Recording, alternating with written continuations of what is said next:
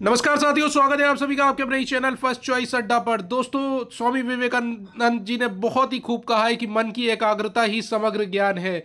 जी हाँ दोस्तों, एक स्टोरी है, रहस्य खुल गया। बहुत ही इंटरेस्टिंग स्टोरी है, इसलिए वीडियो को आखिर तक जरूर देखिएगा। चलिए इस जासूसी कथा को शुरू करते हैं। एक समय की बात है, अरविंद नाम का एक होशियार लड़का हुआ करता था और उसके पिताजी सेना में मेजर हुआ करते थे। वह अत्यंत साहसी एवं परिश्रमी थे।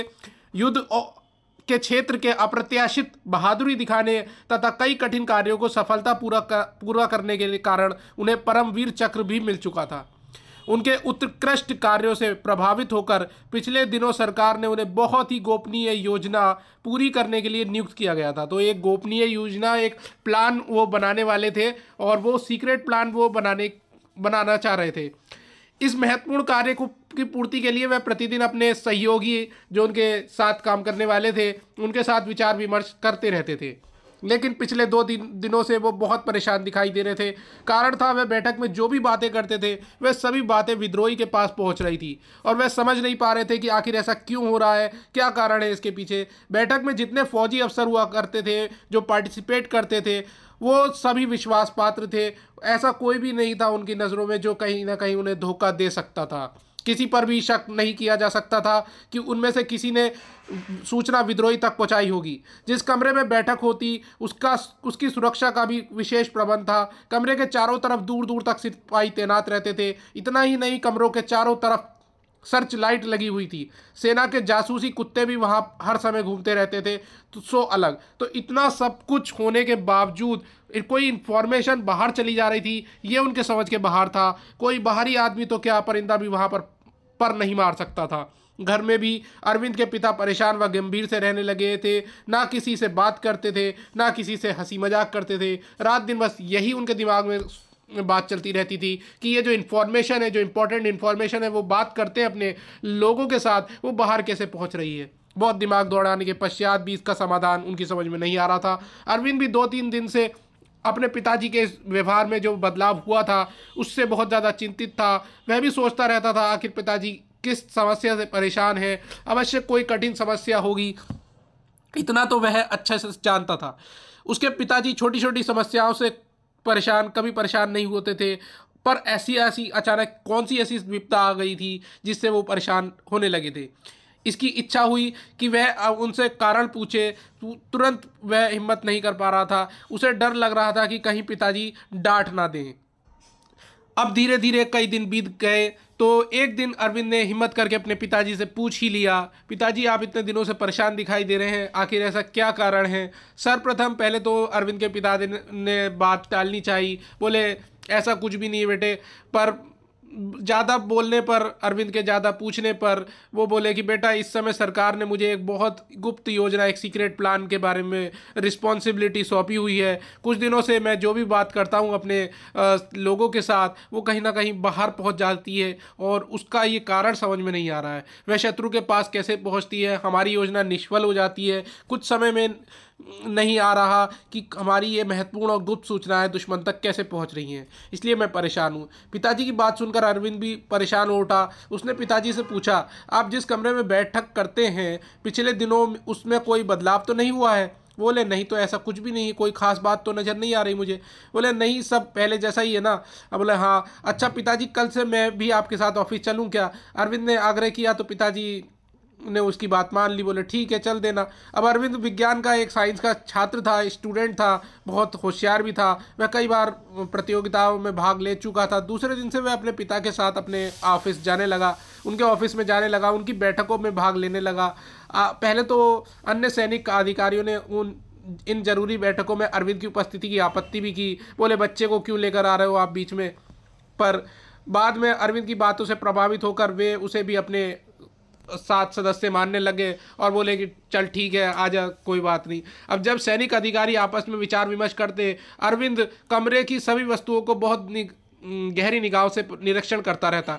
जब बैठक में सैन्य अधिकारियों के बीच विचार विमर्श चल रहा होता तब वह सभी अधिकारियों के चेहरों के हाव भाव भी पढ़ता रहता कि किसी के हाव भाव तो चेंज नहीं हो रहे। इसी तरह 2 दिन बीत गए लेकिन उसके हाथ कुछ भी सुराग नहीं लगा। अचानक तीसरे दिन उसने एक विशेष बात देखी, एक स्पेशल बात देखी। जिस समय बैठक होती थी वहां पे बहुत सारी मक्खियां आ जाती थी। जी हाँ दोस्तों, मेज पर रखे गमलों पर बैठ जाती थी। उस समय ठंड का मौसम भी चल रहा था। कमरे के आसपास किसी तरह की गंदगी भी नहीं थी जिससे मक्खियाँ आती। ये सामान्य मक्खियाँ से कुछ अलग मक्खियाँ दिखाई दे रही थी, आकार में भी थोड़ी बड़ी होती थी। अरविंद ने अगले दिन इसी बात को फिर से नोटिस किया, अध्ययन किया। उसके दिमाग में एक बात आई। उसके चेहरे पर रस से जान जा पा पाने की चमक छा गई, परंतु वह रहस्य खोलने से पूर्व अपने विचारों के प्रति थोड़ा आश्वस्त होना चाहता था, थोड़ा पक्का होना चाहता था कि मैं जो सोच रहा हूँ क्या वही है या नहीं है। अगले दिन वह अपना जेबी ट्रांजिस्टर लेकर पिताजी के ऑफिस गया। सभी लोग विचार विमर्श में व्यस्त थे। मक्खियां भी कमरे में पहुंच चुकी थी। अरविंद एक तरफ खड़ा ट्रांजिस्टर के डायल को घुमा रहा था। डायल पर एक स्थान पर कुछ अस्पष्ट सी ध्वनियां आ रही थी। डायल के उस स्थान पर अथवा उसके आसपास कोई रेडियो केंद्र भी नहीं लगता था कि उसकी आवाज़ आ रही हो। उसे अपना अनुमान ठीक मालूम होने लगा। उस दिन बैठक समाप्त होने पर जैसे ही मक्खियां जाने लगी, उसे लपक कर उसने एक मक्खी पकड़ ली और उसे शाम को घर ले आया। अपने कमरे में जाकर उसने एक मक्खी का विच्छेदन किया, उसे खोल कर देखा उस मक्खी को, उसका ऑपरेशन किया एक तरीके से। जिस चीज़ को उसे उम्मीद थी वही हुआ। वह मक्खी के पेट के पिछले भाग में लगी हुई थी। वह जो चीज़ थी, दुश्मन तक बात पहुंचाने का रहस्य अरविंद की समझ में आ गया। वह प्रसन्नता से उछलने लगा। उस रात वह चैन की नींद सोया। सुबह जब पिताजी ऑफिस जाने के लिए तैयार होने लगे तो वह जल्दी से तैयार हो गया। अरविंद को तैयार होता देख उसके पिता ने कहा, बेटा अब तुम रहने दो, मेरे साथ जाते हुए तुम्हें 4-5 दिन हो गए परंतु अभी तक कोई सुराग हाथ नहीं आया। अरविंद प्रसन्नता से बोला, पिताजी मैंने रहस्य का पता लगा लिया है, आज ऑफिस में सबके सामने उसे खोलूंगा। यह सुनकर अरविंद के पिता बहुत ही प्रसन्न हुए। उनके चेहरे पर के मायूसी की सारी रेखाएं मिट गई। ऑफिस में नियत समय पर सभी अधिकारी बैठक वाले कमरे में एकत्रित हुए और मेज के चारों ओर बैठकर वार्तालाप करने लगे। जैसे ही अधिकारियों को पता लगा कि रहस्य का पता लग गया, वे प्रसन्न हो गए, बहुत खुश हो गए। सभी उत्साहित होकर, एक्साइटेड होकर उस रहस्य को जानने के लिए तैयार हो गए, जिसकी वजह से वे इतने दिनों से चिंतित थे। सभी लोगों की उत्सुकता को देखते हुए अरविंद के पिता ने उसे इशारा किया, वह शीघ्रता से उस रहस्य को खोले। परंतु अरविंद को तो मक्खियों का इंतजार था। जैसी मक्खियां कमरे में आई, अरविंद अपने स्थान से उठा और उसने झपट कर एक मक्खी पकड़ ली। फिर उसने उसे मेज पर रखकर जेब से नेल कटर वाला चाकू निकाला तथा मक्खी का पेट चीर दिया। इसके पश्चात उसने मक्खी के पेट में से छोटा सा ट्रांसमीटर निकालकर उसके सबके सामने रख दिया। जैसे कि आप वो देखते ही हैं, वो बहुत सारी आंट मैन वाली पिक्चर आती हैं, है ना, आपने देखी होंगी, तो उसमें छोटी छोटी मक्खियाँ होती हैं।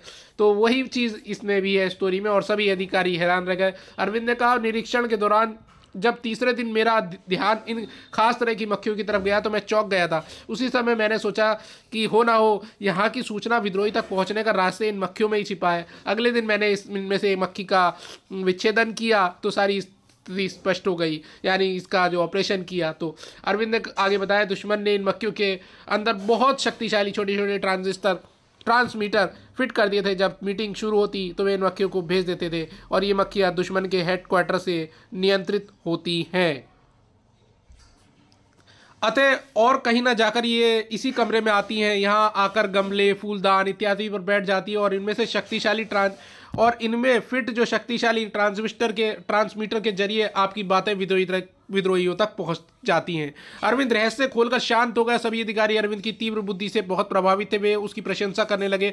वे उसे पुरस्कार दिलवाने के लिए भी विचार विमर्श करने लगे, परंतु अरविंद की तो प्रसन्नता इस बात की थी कि उसने एक रहस्य का पर्दाफाश किया है जिससे देश की गोपनीय बातें दुश्मन तक पहुंचती थी और इससे देश की सुरक्षा खतरे में पड़ सकती थी। अरविंद के पिताजी तथा अन्य अधिकारी प्रसन्न हुए और बहुत खुश हुए। उनकी चिंता जो मिट गई थी।